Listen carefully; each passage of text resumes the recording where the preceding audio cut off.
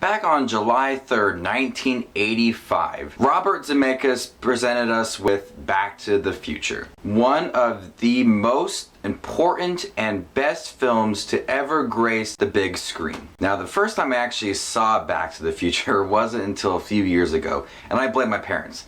They never showed me or introduced me to Back to the Future. You guys let me watch not another teen movie, but not Back to the Future? Come on.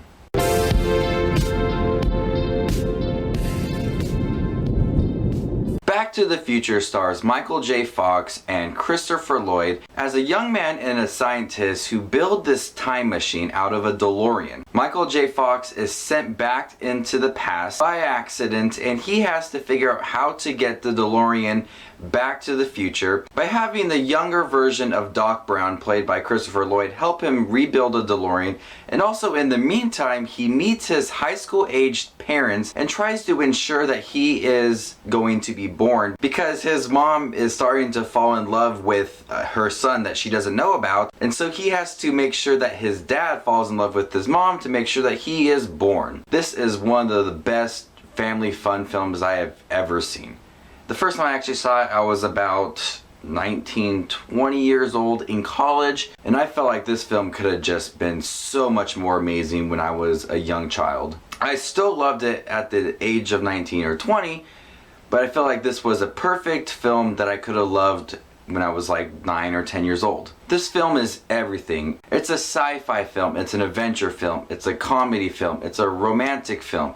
It has everything. It's the perfect family fun film. Yep, it's a fun film that you can sit and enjoy and watch with your family, but it's much more than that. The chemistry is some of the best we have ever seen in Hollywood. Michael J. Fox and Christopher Lloyd are the best duo in movies.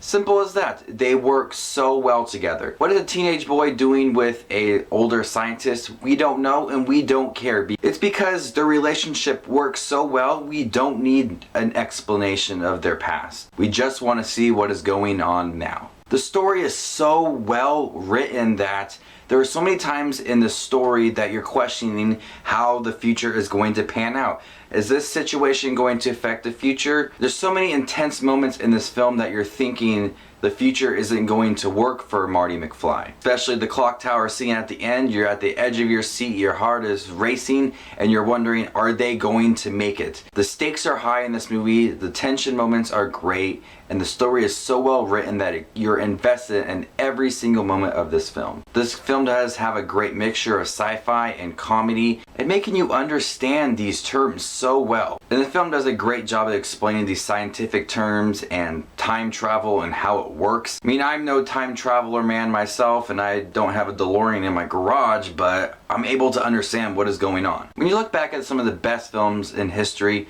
Back to the Future is up there. It has everything. The chemistry is great. The story is well written, makes you laugh. This fun adventure film.